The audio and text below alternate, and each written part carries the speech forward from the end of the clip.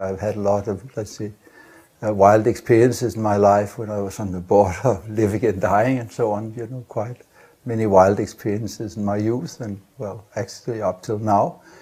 And in this way, you know, it interests me very much what comes afterwards. And if I could give people some kind of security, you know, some kind of, or knowledge or whatever, and then that'd be great.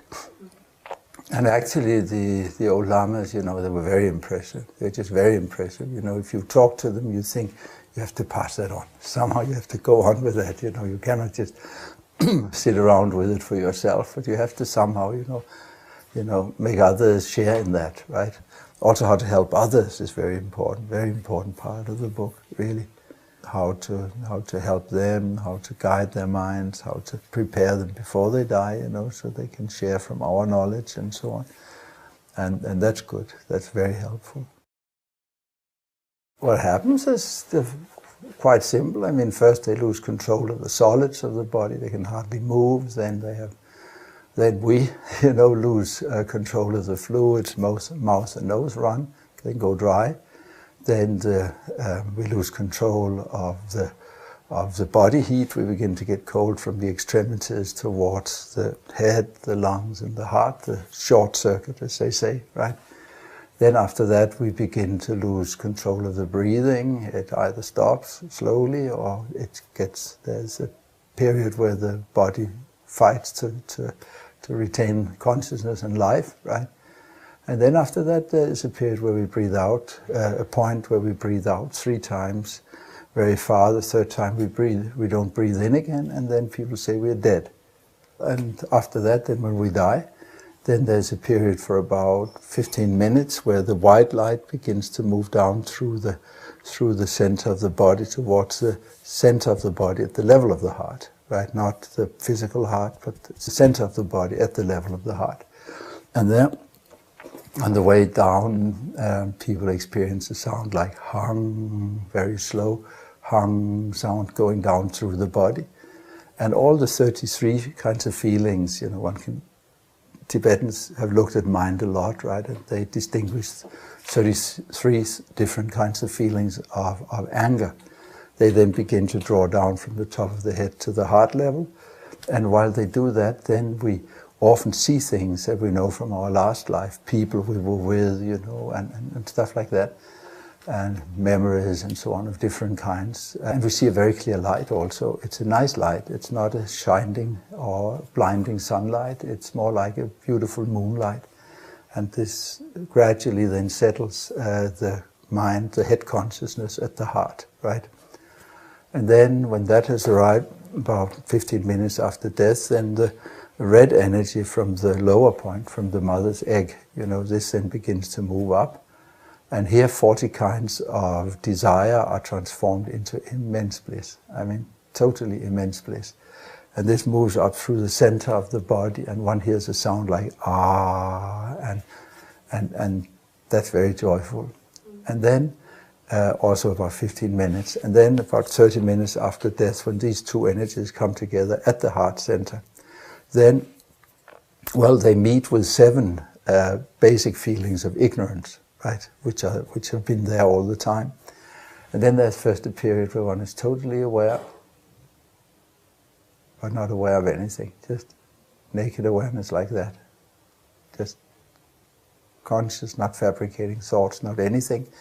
And then after that, all our Buddha powers, all our qualities, everything we have inside, you know, all our dreams, our abilities, everything awakens in one moment with enormous force.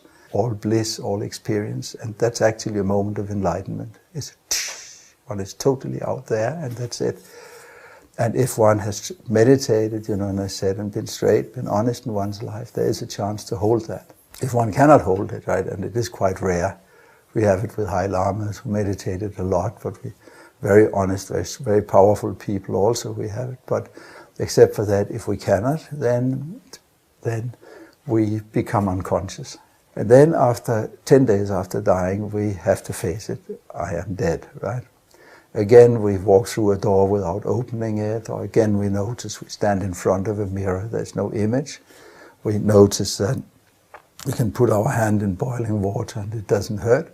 Or we walk in sand and there are no footprints, right? And then we say, oh, I must be dead. And after not more than 49 days, then we find ourselves in a new existence.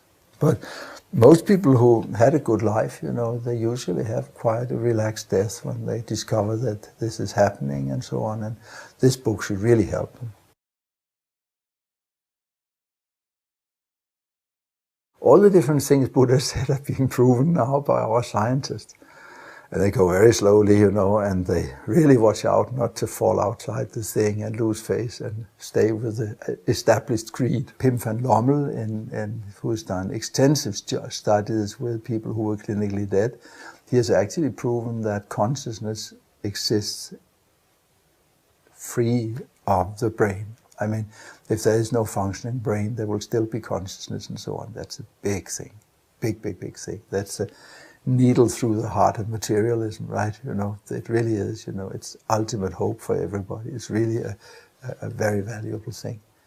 And then, you know, down in CERN, they've proven that, well, that they cannot find any last particle. You know, everything returns to space. If they bash things against each other's in their cyclotrons, you know, and so on, they disappear.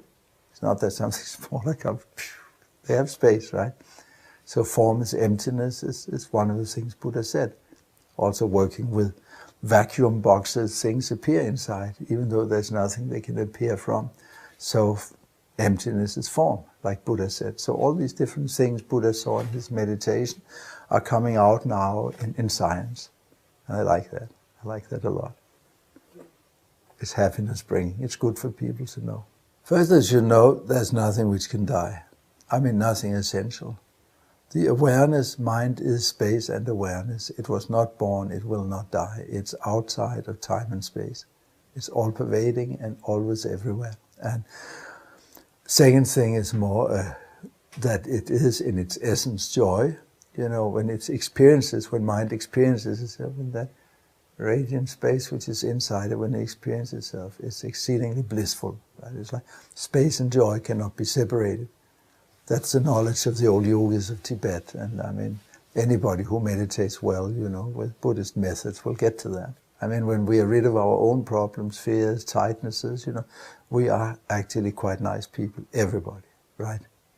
Everybody. Mind in itself is indestructible space, and noticing that makes us fearless.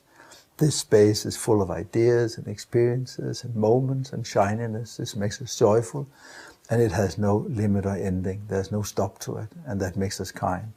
We see, I'm one, the others are so many. You know, maybe I should think of them. Maybe it'd be more useful to think of them, right, like that.